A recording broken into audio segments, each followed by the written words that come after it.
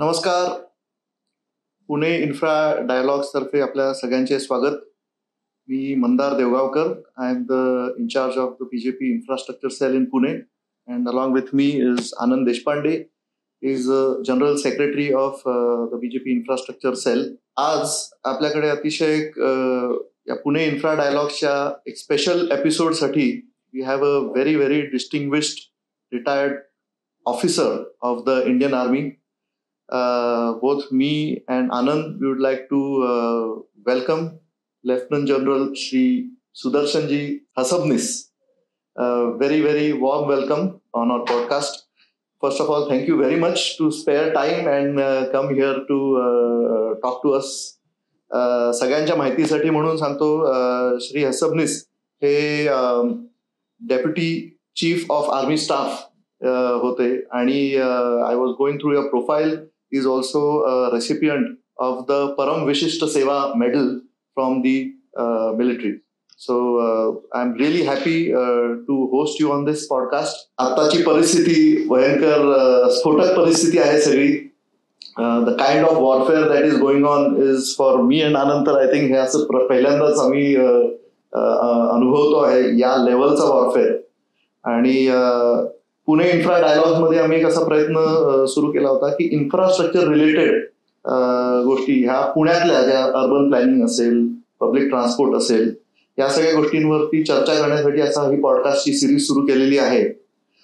What we have realized is की हे सगळं पुण्याचं infrastructure is going to remain here only because of the excellent work that the Army, the Navy, the Air Force does on the borders of the country.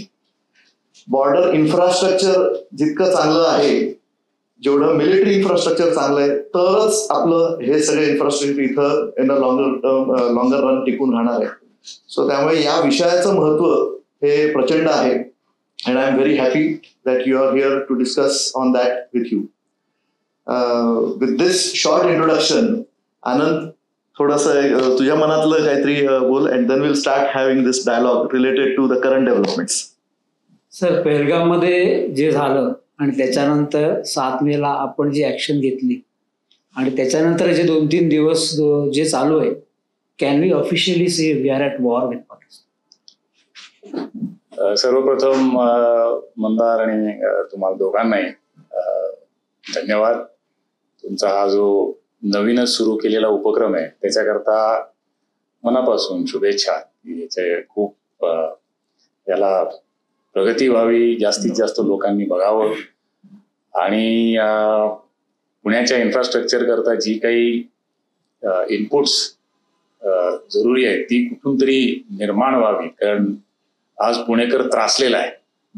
Infrastructure जे वेडोवाकडं वाढतंय किंवा आपल्या असलेल्या गर्दीला ते सामावून घेऊ शकत नाहीये.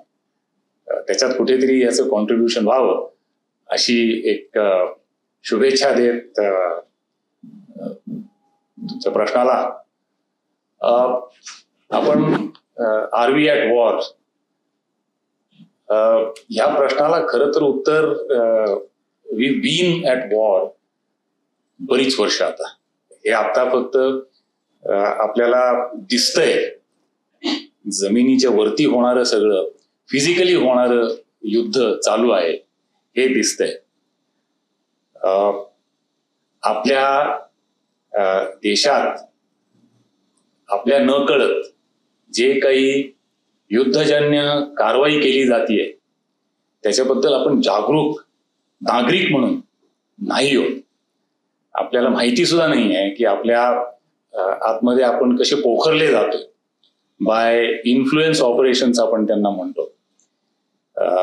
आणि आपले त्या बाबतीत दोस्त कोण आणि दुश्मन कोण हे कळणं खूप खूप अवघड आहे. पण आपल्याला आता दिसतंय म्हणून आपण असं अगदी नक्कीच म्हणू शकतो की yes, we are definitely at war. त्या वॉरच्या आपल्या अंडरस्टँडिंग मध्ये खूप वेगवेगळ्या लेवल्स असतात.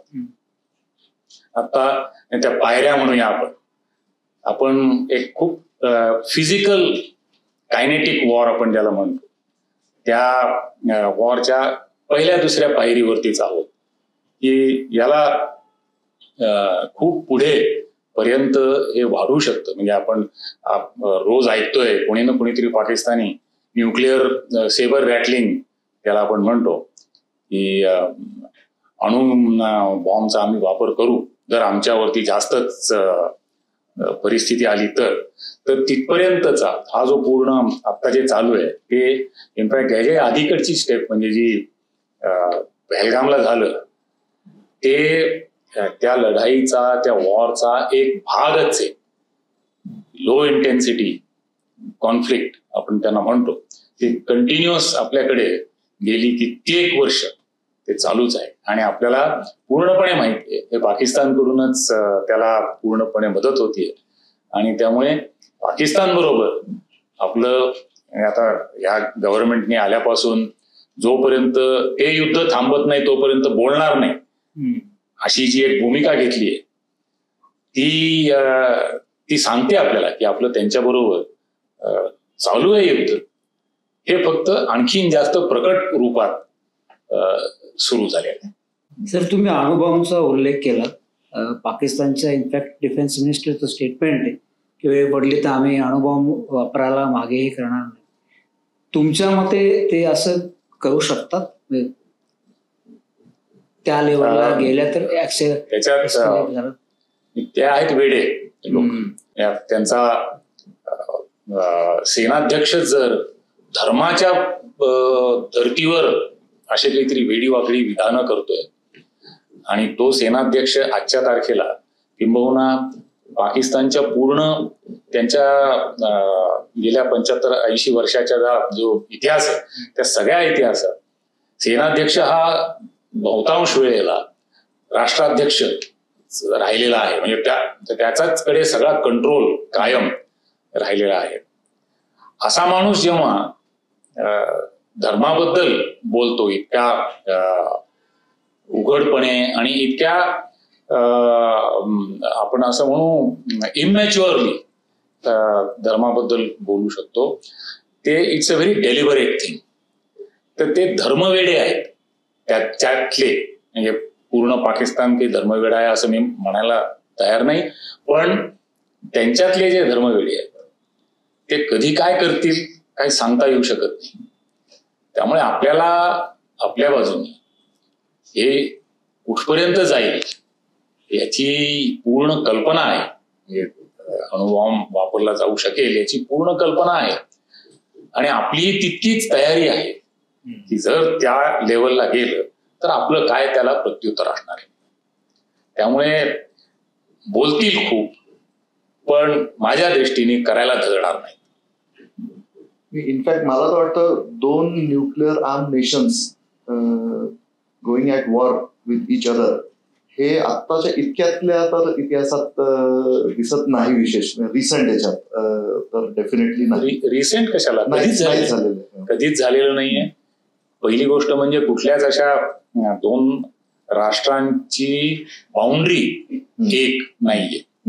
जे कोणी आता ते युरोप, अमेरिका, चीन, रशिया, ते चीन रशिया म्हणजे दोस्ती का दुश्मनी अशा स्टेटसमध्ये आहे, पण आता सध्या चांगली दोस्ती आहे त्यांची.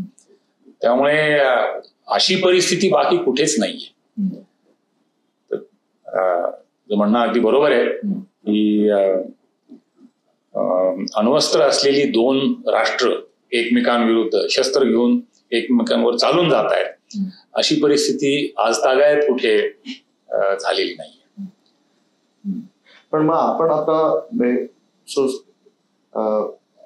आपण जे काही सध्या जे चाललेलं आहे त्याच्यामध्ये आपण एक रिस्पॉन्ड करतो आहोत ऑन सम काइंड ऑफ मिसएडव्हेंचर किंवा टेररिस्ट ऍक्टिव्हिटी. भारताला याचं टेबल्स टर्न करता येतील का की वी बिकम द अग्रेसर और वी शुड बिकम द अग्रेसर, असं काही होणं योग्य आहे? आपली म्हणजे आत्ताची म्हणून नाही पण एकूणच आपल्या राष्ट्राचीच भूमिका अशी राहिली आहे की आपण कुठेही जगत जे ते झालोय लढाई करून असं फारसं कुठे आपल्या इतिहासातच कुठेच नाही. आपण जगाच्या मनावरती कंट्रोल करू शकलोय. आपली मग ते बुद्धिझम असो, हिंदुइझम असो, त्याचा जो लोकांना त्याच्यात इंटरेस्ट येऊन जो अवलंब केला, पण आपण कुठेही जाऊन खूप मोठ्या प्रमाणावरती युद्ध करून आपली सीमा वाढवली आहे असं कुठेच कधीच झालेलं नाही. त्यामुळे आपली तशी बेसिक प्रवृत्ती नाहीये. त्यात आत्ताची जी परिस्थिती आहे त्याच्यात आपल्याला एक खूप अगदी व्यवस्थित आपले प्रधानमंत्रीच जेव्हा हे युक्रेनची लढाई सुरू झाली तेव्हा त्यांनी दोन्ही देशांना हेच ऍडवाइस सजेस्ट केलं की बाबांनो, हा this is not an era of war असं त्यांचे शब्द आहेत. आणि ते उगच नाही. आणि त्यांचा पूर्ण त्याच्यावरती विश्वास आहे की this is not an era of war. कारण लढाई झाली की त्याच्यातनं कोणीच न खर्चटता बाहेर येत नाही. दोन्ही बाजूंना नुकसान हे होणारच आहे, मार खाणारच आहे. किती प्रमाणात खाण्याची क्षमता आहे आणि परत उभं राहण्याची क्षमता आहे ती एक वेगळं डिस्कशन आहे. नक्कीच पाकिस्तानची ही क्षमता खूपच कमी आहे आपल्या मानाने. आपली जी इकॉनॉमिक स्ट्रेंथ आहे, मिलिटरी स्ट्रेंथ आहे, त्या मानाने पाकिस्तान कुठेच नाही. पण ते मुद्दामून आपल्यावर लादतायत कारण त्यांना त्यांच्या देशाचे काही हेतू हे अचीव्ह करायचे आणि आपण शक्यतो त्यांना त्या हेतू ते एम्स अचीव्ह करण्याच्या दृष्टीने त्यांना मदत न करणं हे जास्त श्रेयस्कर. म्हणून आपण ॲग्रेशन करायला आपल्याकडे सगळी तयारी आहे, पण म्हणून आपण ॲग्रेशन जास्त आता दाखवत नाही असा माझा काय म्हणू त्याला इंडिव्हिज्युअल असेसमेंट. पाकिस्तान सारख्या नेबरला जे रिपीटेड ऑफेंडर्स म्हणून अशा याच्यात मग offence is the best defence असा एक मिलिटरी स्ट्रॅटेजी म्हणून does that make any sense? It does. आपण थोडस याच्यातनं एक पाऊल मागे घेऊन इस्रायल आणि हमास यांची आता किती वर्ष मारामारी चालू आहे. किती वर्ष इस्रायलनी किती मोठमोठ्या लढाया केल्या आहेत या त्यांच्या आजूबाजूला असलेल्या या सगळ्या लोकांना काबूमध्ये आणण्याकरता. आपण म्हणतो कुत्र्याची शेपूट किती तुम्ही पाईप मध्ये घालून ठेवली तरी ती सरळ होत नाही. हमास हे is not a nation. Pakistan as a nation has lots of higher level capacities as compared to Hamas. आणि they are supporting terror. त्यामुळे आपल्याला पाकिस्तानला धडा शिकवत राहणं हे अजून किती वर्ष करायला लागेल. त्याला माझ्या दृष्टीने काही आपल्याला हे बघता येणार नाही. आपण खूप ऐकतो आपण पीओके काबीज करून टाकू. अरे पीओके काबूज केले बाकी पाकिस्तान काही सुधारणार नाही. त्याच्याकरता काय करायला लागेल, उपाययोजना असू शकेल ही खूप अवघड आणि माझ्या दृष्टीने प्रॅक्टिकली सोल्युशन नसलेली अशी एक ती स्टेटस आहे. त्यामुळे आपण त्यांना टप्पू मारत राहणं प्रत्येक वेळेला आणि काही वर्ष पीस हे करणं माझ्या दृष्टीने ह्याच्याशिवाय दुसरा आता काही उपाय नाही. स्ट्रॅटेजीमध्ये पीओके काबीज करणं हा एक ऑब्जेक्टिव्ह असेल का? आता ज्या पद्धतीने एस्केलेट चाललंय ते तिथे लॉजिकली जातील का? मला तसं सांगणं अवघड आहे. आपल्या स्ट्रॅटेजी काय असेल त्याच्याबद्दल मला असतं माहिती, तरी बोलणं शक्यच नव्हतं.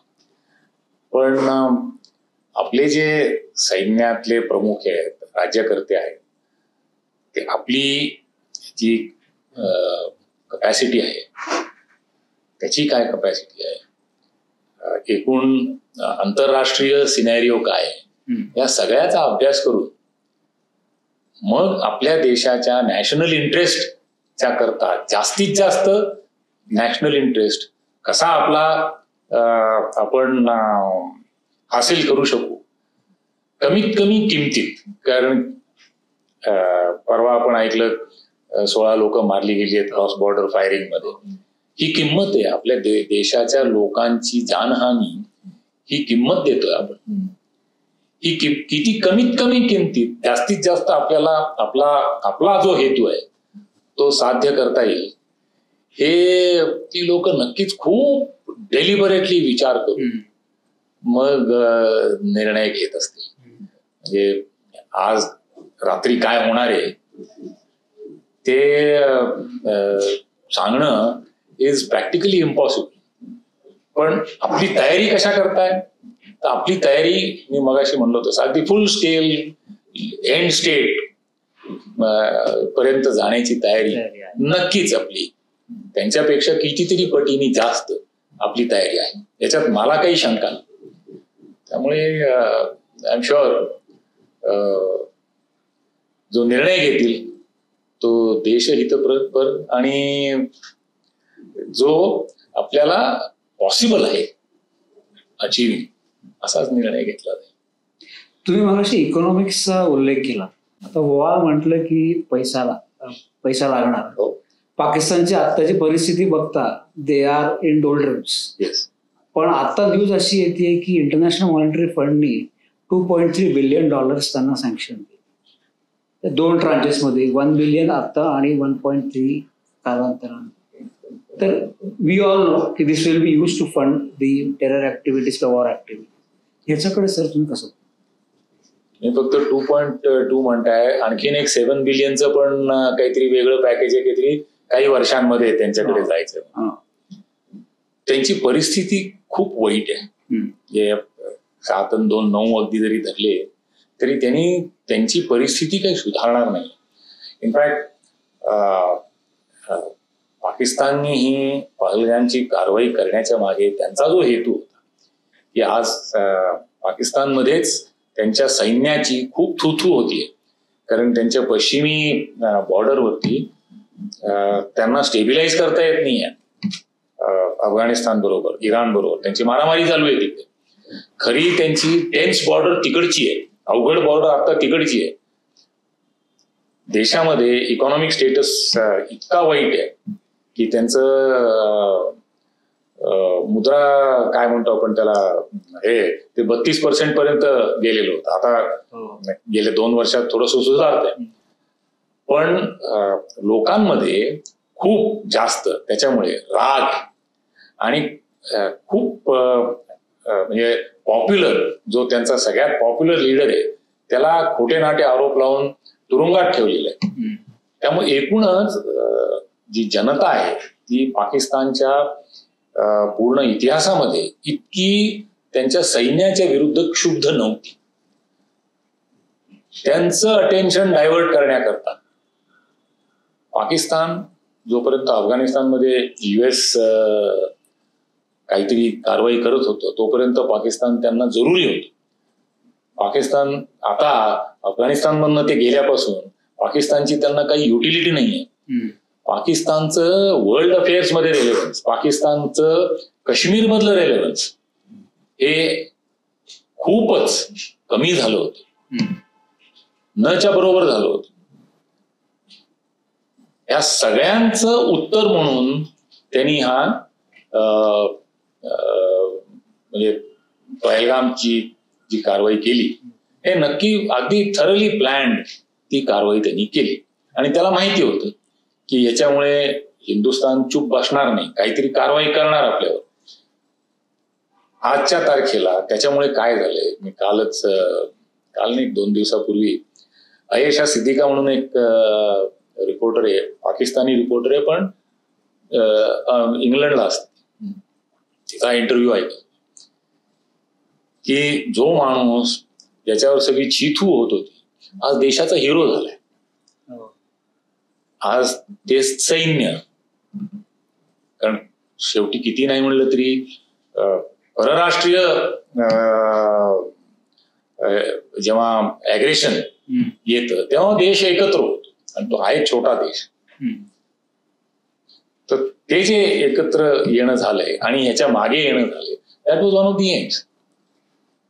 One of the aims was also probably to, तुम्ही मला पैसे द्या नाहीतर मला म्हणजे करायला लागेल असंही शक्य आहे की माझी लोन्स तुम्ही माफ करून द्या, मग मी मागे हटतो काहीतरी. म्हणजे there is a longer game in all of दिस.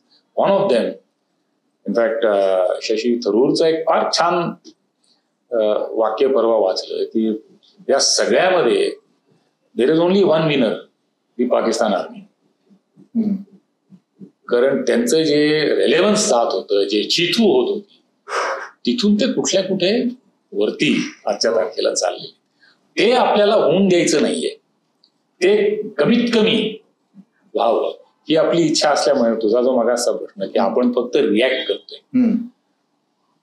माझ्या दृष्टीने तो एक महत्वाचा त्याच्यातला मुद्दा असणार आहे की आपण जर ऍग्रेसर झालो काही बाबतीत, आपण काही आपली जी रिॲक्शन आहे ती त्या सिंदूरचा जो फुल फॉर्म आहे त्याच्यात जर वाचलं ते फक्त सिंदूर म्हणून सिंदूर नाही आहे, त्याचा एक छान फुल फॉर्म त्यांनी ऍक्रोनिम म्हणून जो बनवला आहे तो, त्याच्यात तुमचं जे रेट्रिब्युशन आहे it will be costly for Pakistan. म्हणजे त्यांचं नुकसान होत आहे. पण काही लोक मेली हे त्या आसिफ मुनीरला त्याचा काही फारसा फरक पडत नाही, असं माझं पर्सनल ओपिनियन आहे. हे किती टाइम फ्रेम किंवा असं म्हणतात की how long can this go on? म्हणजे सध्याच्या याच्यात मी बघितलं तर रशिया युक्रेन घ्या, अगदी इस्रायल आणि हमासचा पण हे घ्या, प्रोलॉंग्ड वॉरफेअर 1 वर्ष 1.5 वर्ष 2 वर्ष चालूच आहे ना. त्यांचं तर म्हणजे ग्राउंड ऑफेन्सिव्ह इतकी वर्ष चालू आहे, इतके महिने चालू आहेत, 2 वर्ष प्लस झाली होता. इनफॅक्ट युक्रेनला तर 3 वर्ष झाली. आपलं अजूनही त्या स्टेजला गेलेलोच नाही आपण. आणि काय माहिती त्या स्टेजला जाऊ का नाही पासून ते किती वेळ टिकेल आपल्याला काहीच सांगता येत नाही. आता काहीच सांगता येत नाही.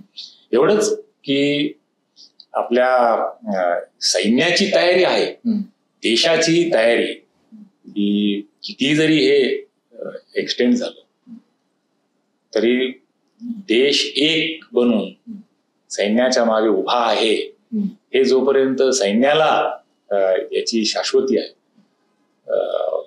कॉन्फिडन्स आहे, तोपर्यंत सैन्य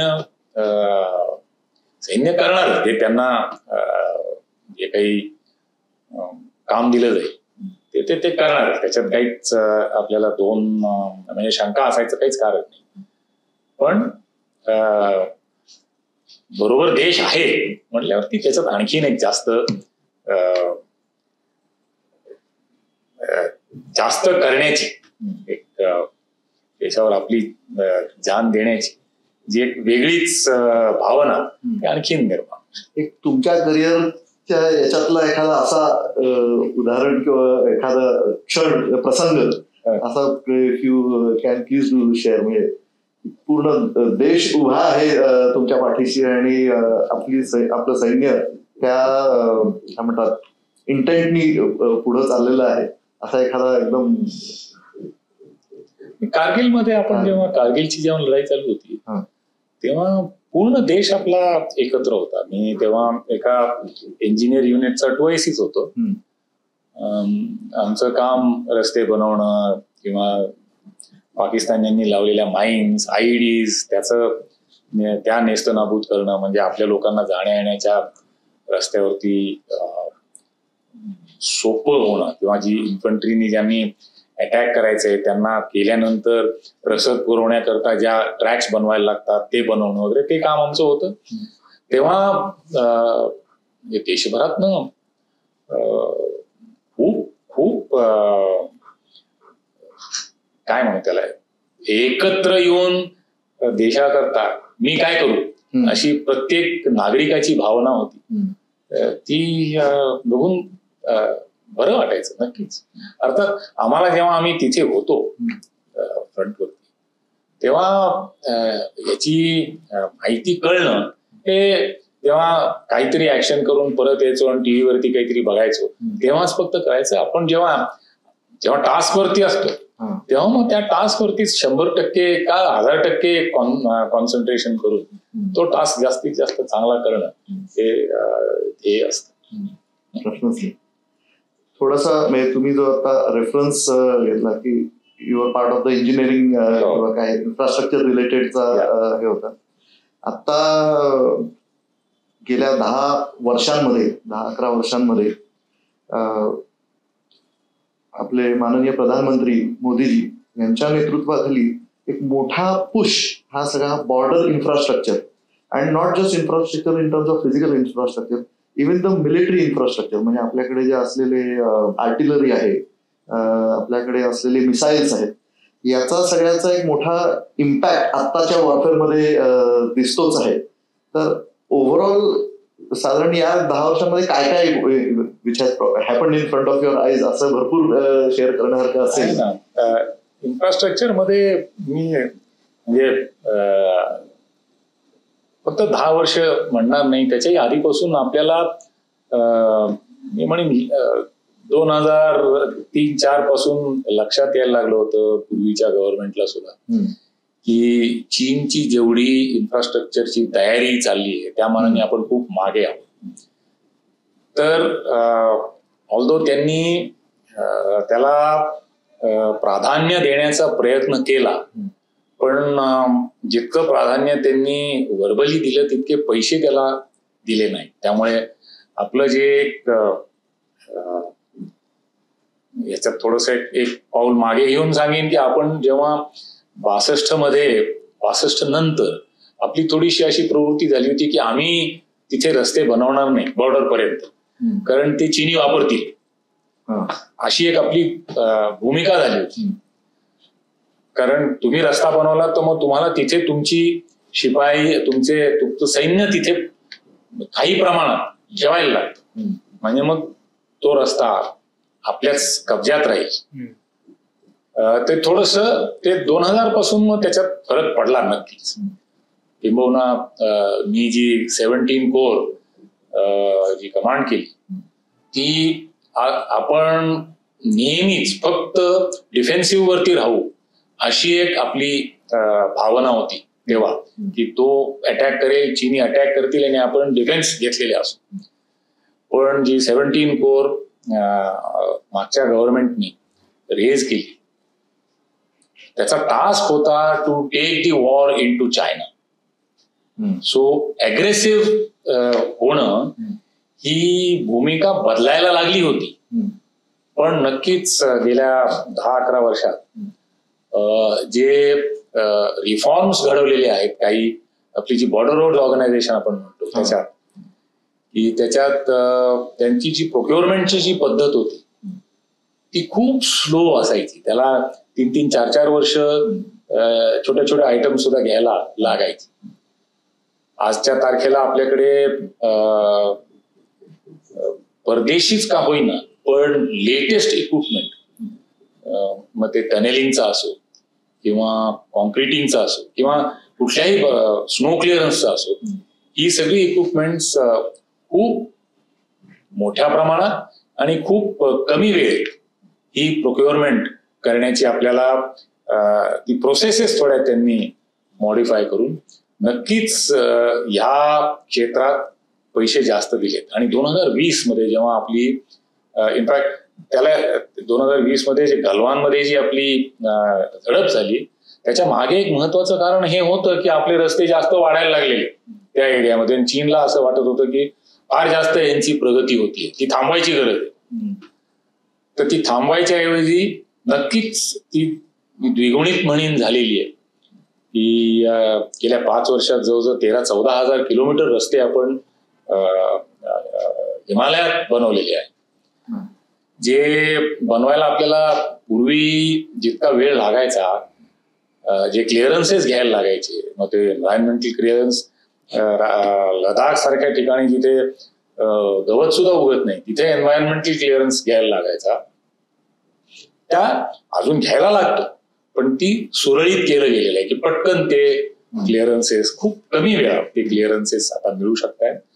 आणि त्यामुळे आपली रोड बिल्डिंग, टनेल्स, आता आपला जो चिनाबवरती बांधलेला ब्रिज आहे, जगातला सगळ्यात उंच ब्रिज समजला जातो, तो रेल्वे ब्रिज जो बांधला गेलाय, तर अशी जी इन्फ्रास्ट्रक्चर, स्ट्रॅटेजिक इन्फ्रास्ट्रक्चर डेव्हलपमेंट नक्कीच खूप जास्त वेगाने वाढतंय. आणि त्यामुळे आपल्या सैन्याला आपल्या बॉर्डर पर्यंत पोहोचणं हे खूपच सोयीचं, सोपं झालेलं आहे. त्यामुळे चीनी कितीतरी वेळा आता सरप्राईज होतात की ते कुठून तरी मागून निघाले, ते आपल्याला कळल्यावर लगेच आपण त्यांच्या आधी जाऊन ते जिथे येणार आहेत तिथे पोहोचतोय आणि त्यांना आपण शह देऊ शकतो. ते शक्य झालंय फक्त हे इन्फ्रास्ट्रक्चरमुळे, की आता आपण खूप पुढे पर्यंत, अगदी आपल्या बॉर्डर्स पर्यंत. It is work in progress, इथे काही झालेलं आहे सगळं असं अजिबातच नाही, पण खूप जोरात काम चालू आहे, खूप छान काम चालू आहे, खूप व्यवस्थित पैसे रिलीज होत आहेत या कामांकरता.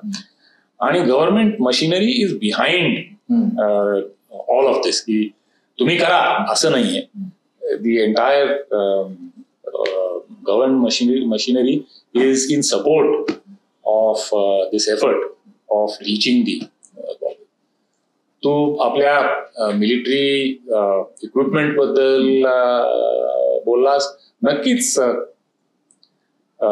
त्याच्यात सुद्धा एक महत्वाचा जो आपण पैलू लक्षात घ्यायला पाहिजे की जास्तीत जास्त भारतीय सामान विकत घेणं, इंडिजिनस सामान विकत घेणं, हे याच्यावरती खूप जोर दिला जातो.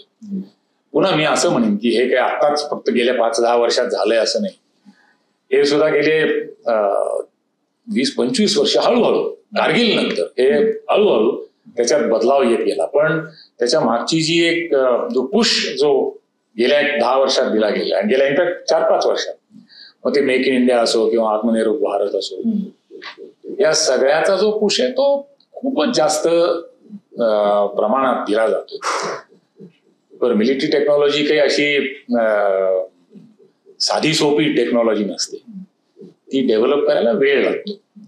त्यामुळे जोपर्यंत आपल्याकडे आता आपण S-400 विकत घेतलं म्हणतो, ते आपल्या परिकरांची आपल्यावर कृपा आहे की त्यांनी सगळ्या त्यांच्या विरुद्ध असलेल्या लोकांना बाजूला सारून ते पुश केलं आणि आज आपल्याकडे ते इक्विपमेंट आहे जे 400 किलोमीटर दूर पर्यंत सुद्धा उडणाऱ्या एखाद्या विमानाला किंवा अशा गोष्टीला ते पाडू शकतं, 600 किलोमीटर पर्यंत बघू शकतं, 400 किलोमीटर पाडू शकतं वगैरे. सो ती केपेबिलिटी जी आपल्याकडे, तशी आपल्याकडे अजूनही इंडिजिनस नाहीये, पण बनतीये.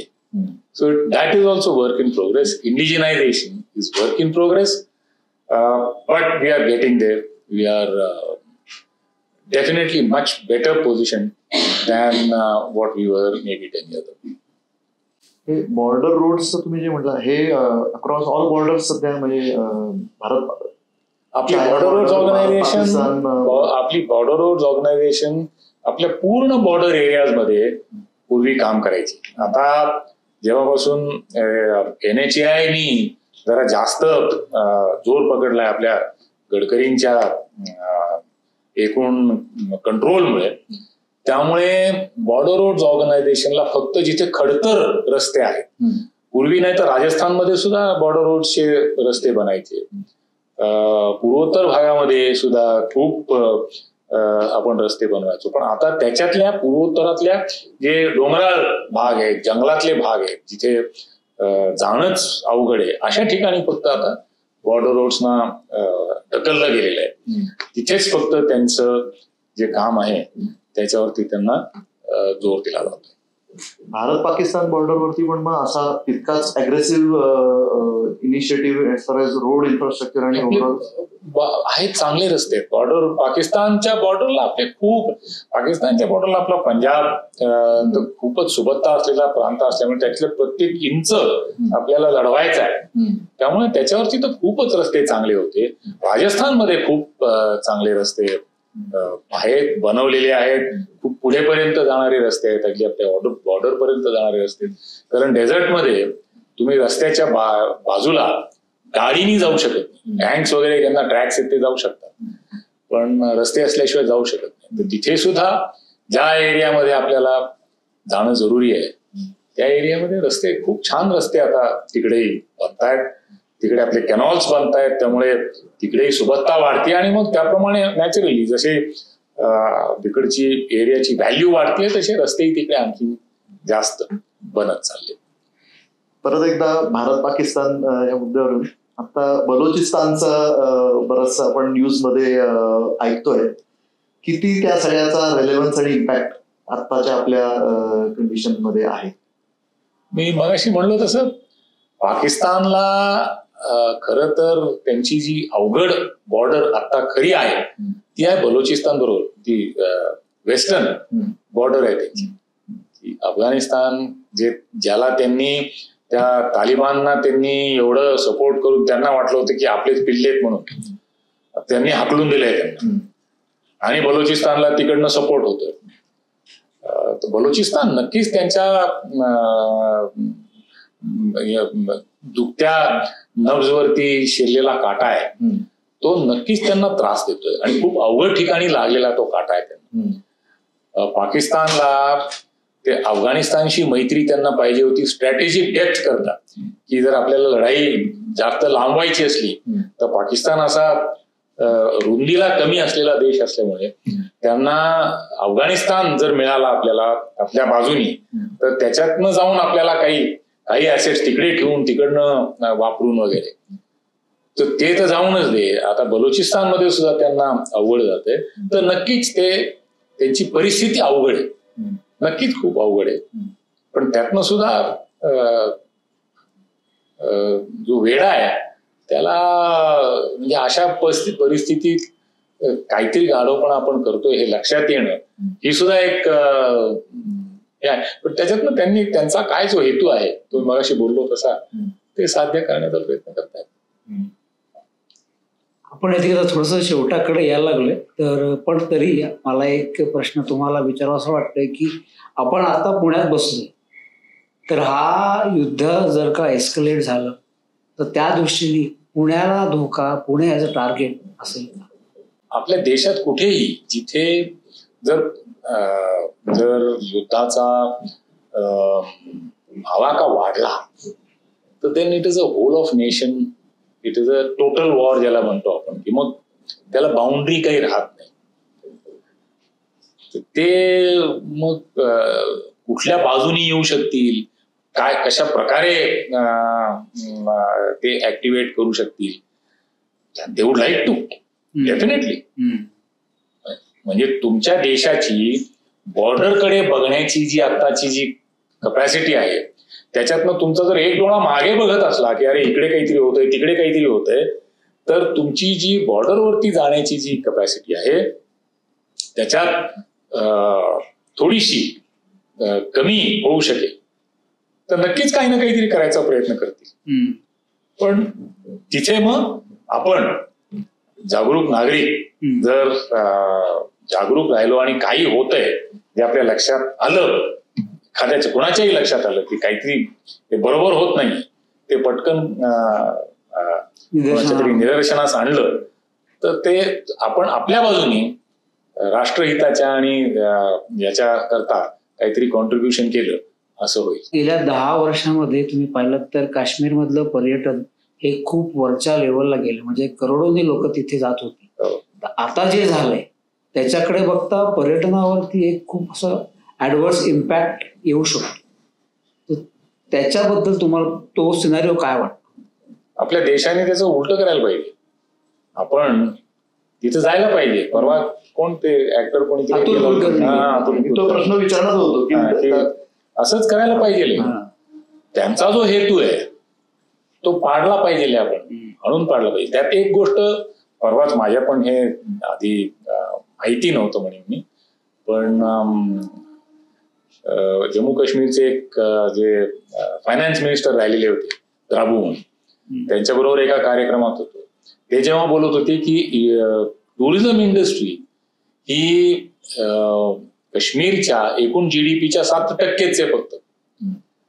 म्हणजे इन टर्म्स ऑफ फायनान्सेस ती खूप कमी आहे, पण खूप जास्त लोक त्याच्यात इन्व्हॉल्व आणि एम्प्लॉईड असल्यामुळे दिसणारा त्याचा जो प्रभाव आहे तो जास्त असेल. आता ऍपल, केशर किंवा यांनी जो त्यांचा किंवा आणखीन पण काही इंडस्ट्रीज असल्या ज्यांनी होणारा जो त्यांचा इन्कम आहे ते पटकन निदर्शनास येणार नाही, त्याच्यावरती खूप लोक जास्त निर्भर नसतात.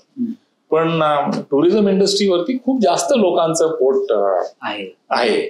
त्यामुळे ते जरी खूप कमी प्रमाणात त्यांचं कॉन्ट्रीब्युशन असलं in the GDP of Kashmir, तरी it is something that is seen their own survival.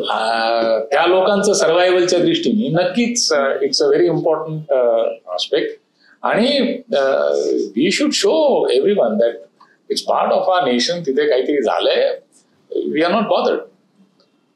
याच पॉइंटवरती जसं तुम्ही म्हटलं की one way of sort of making an impact or contributing is tourism मध्ये we should go over there. एक आमचा पुणे इन्फ्रा डायलॉग सुरू केल्यानंतर मला जे वाटलं की नाही, या टॉपिकवरती पण आपण एक डायलॉग करायला पाहिजे, बऱ्याचशा गोष्टी या लोकांपर्यंत पण पोहोचायला पाहिजे. तसं अजून काय काय as an individual in Pune who wants to do something and contribute in his or her own way, अजून काय काय करता येईल? या प्रश्नाला ना माझं एक अगदी छोटंसं उत्तर असतं नेहमी की आपण जर प्रत्येक जण देशाचे चांगले नागरिक बनलो तर त्याच्यापेक्षा बाकी काही आपल्याला करायची गरज नाही. प्रत्येकाला आपलं आपलं जे कर्तव्य आहे ते माहिती असतं. मग अगदी छोट्या गोष्टींपासून आपण सुरुवात केली तेव्हा मी जसं म्हणलो की पुण्यात आज उलट्या बाजूनी ट्रॅफिक मध्ये येणारी लोक तीच शिवीगाळ करतात सरळ जाणाऱ्यांना. हे जर थांबलं तर आपल्या देशाच्या प्रगतीच्या करता कुठेतरी एक छोटासा आपण एक जपानमध्ये एस्केलेटर्स वरती लोक फक्त डाव्या बाजूला उभी असतात किंवा कुठल्या तरी एका बाजूला उभी असतात, एक बाजू पूर्ण मोकळी सोडलेली असते. हे बघतो, फक्त टीव्हीवर बघतो किंवा जे लोक जाऊन येतात तिकडे ती लोक बघतात. पण आपण मंदिराच्या बाहेर गेलो तर मंदिराच्या बाहेर चपला पडलेल्या असतात. आपल्याकडे या छोट्या छोट्या गोष्टींमध्ये डिसिप्लिन हा शब्द नाहीये. तर कुठेतरी प्रत्येक नागरिकाने आपलं जे कर्तव्य आहे ते डिसिप्लिन आणि कर्तव्य याचं जरी पालन केलं तरी आपल्या देशाला कोणीही थांबवू शकणार नाही. दिस इज अ परफेक्ट पॉइंट. आम्ही हे इन्फ्रा डायलॉग सुरू केलंय from a concluding point of view म्हटलं तर आधीचे जे काही आमचे 2-3 एपिसोड झालेले आहेत त्याच्यामध्ये अर्बन प्लॅनिंग हा एक पार्ट होता. किती तुम्ही चांगलं अर्बन प्लॅनिंग करा पण शेवटी ट्रॅफिक हा नियंत्रणात आणायचा असेल तर तुम्ही जे म्हणला ते exactly that was one of the things that everyone realize during that discussion also की सिटिझन्सची रिस्पॉन्सिबिलिटी आहे ती पण जर त्या व्यक्तीने पाहिली तर हे अर्बन प्लॅनिंगचा मॅक्झिमम रिझल्ट मिळणार आहे. सेम विथ पुढचा आम्ही एपिसोड हा पब्लिक ट्रान्सपोर्टशी रिलेटेड केला होता. जे पॉडकास्ट ज्यांनी त्या दिवशी केला होता ते स्वतः इथं मेट्रोनी आलेले होते. सेड की माझा एक आहे, मी मेट्रोचा कन्सल्टंट आहे किंवा मी पब्लिक ट्रान्सपोर्टचा कन्सल्टंट आहे, I will come by public transport मध्ये. तो अशा प्रकारचे छोट्या छोट्या गोष्टींच्या याच्यावरतीच हा एक प्रगती पथावर जे जायचं आहे त्याच्यामध्ये एक महत्वाचा वाटचाल हा प्रत्येक पुणेकर करू शकतो. So on this note I really wish to thank you. हा अतिशय एक एंगेजिंग डिस्कशन इन्फ्रास्ट्रक्चर ते डिफेन्स आणि what each individual can do to contribute in this त्याचा एक आपलं एक शॉर्ट याच्यामध्ये डिस्कशन झालं. सो तुम्ही आलात त्याच्याबद्दल तुमचे मनपूर्वक धन्यवाद. आणि आय विश ऑल द काय म्हणतात ज्याला गॉड स्पीड म्हणू आपण आपल्या आर्मीला, आपल्या नेव्हीला, आपल्या एअरफोर्सला, की गोईंग फॉरवर्ड मॅक्झिमम इम्पॅक्ट करून हा आपल्याला देशाला जिथं न्यायचं आहे तिथं विक्ट्रीच्या दिशेने आपण जाऊ लवकरात लवकरच अशी आशा पण व्यक्त करतो आणि असा विश्वास व्यक्त करतो आणि हा पॉडकास्ट थांबवतो. Thank you very much. Thank you so much. धन्यवाद आणि तुमच्या या पॉडकास्टला खूप खूप शुभेच्छा. थँक्यू. थँक्यू.